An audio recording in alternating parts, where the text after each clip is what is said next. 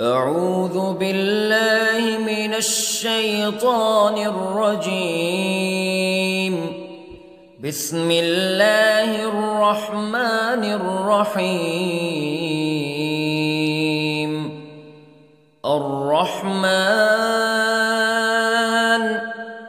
علم القرآن خلق الإنسان علمه البيان. الشمس والقمر بحسبان والنجم والشجر يسجدان والسماء رفعها ووضع الميزان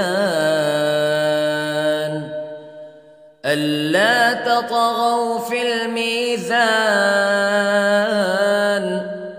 وأقيموا الوزن بالقسط ولا تخسروا الميزان. والأرض وضعها للأنام فيها فاكهة والنخل ذات الأكمام والحب ذو العصف والريحان فبأي آلاء ربكما تكذبان. خلق الإنسان من صلصال كالفخار وخلق الجان من مارج من نار فبأي آلاء ربكما تكذبان. رب المشرقين ورب المغربين فبأي آلاء ربكما تكذبان. مرج البحرين يلتقيان بينهما برزخ لا يبغيان فبأي آلاء ربكما تكذبان. يخرج منهما اللؤلؤ والمرجان فبأي آلاء ربكما تكذبان. وله الجوار المنشآت في البحر كالأعلام فبأي آلاء ربكما تكذبان. كل من عليها فان ويبقى وجه ربك ذو الجلال والإكرام فبأي آلاء ربكما تكذبان.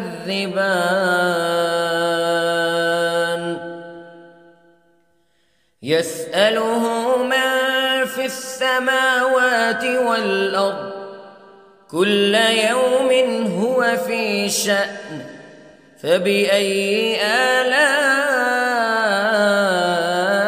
ربكما تكذبان. سنفرغ لكم أيها الثقلان فبأي آلاء ربكما تكذبان.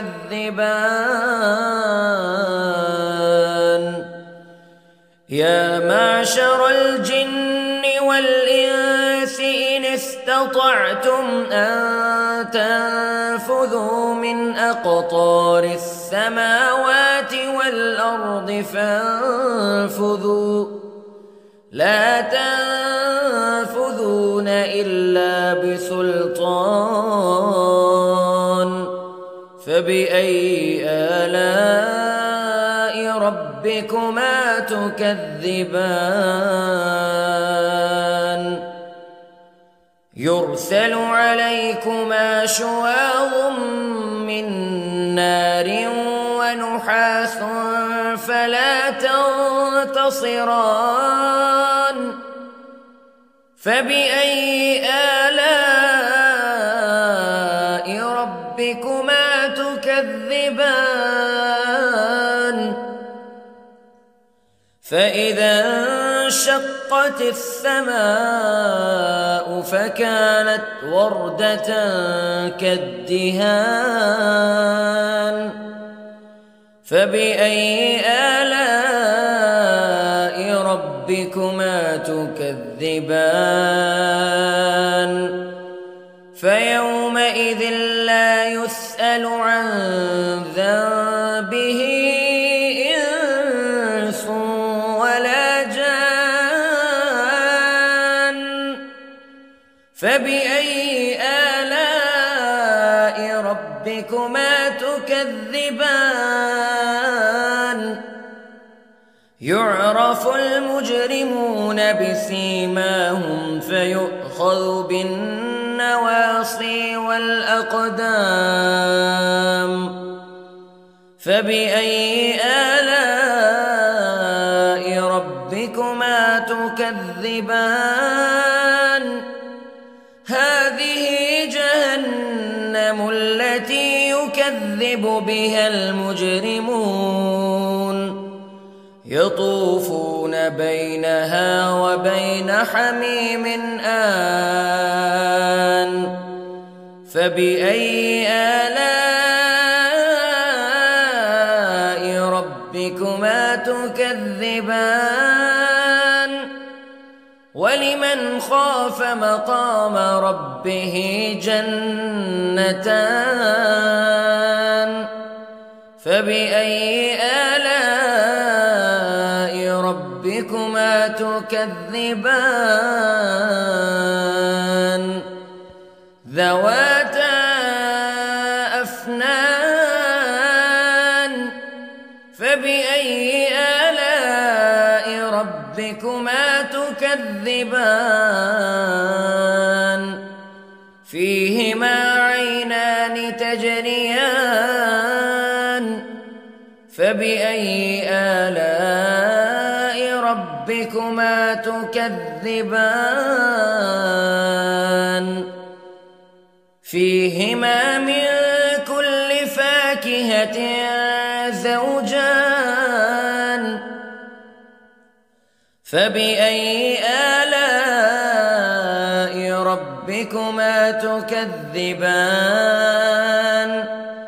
متكئين على فرش بطائنها من استبرق وجنى الجنتين دان فبأي آلاء ربكما تكذبان فيهن قاصرات الطرف لم يطمثهن إنس قبلهم ولا جان فبأي آلاء ربكما تكذبان كأنهن الياقوت والمرجان فبأي آلاء ربكما تكذبان هل جزاء الإحسان إلا الإحسان فبأي آلاء ربكما تكذبان ومن دونهما جنتان فبأي آلاء ربكما تكذبان مدهامتان فبأي آلاء ربكما تكذبان فيهما عينان نضاختان فبأي آلاء ربكما تكذبان فيهما فاكهة ونخل ورمان فبأي آلاء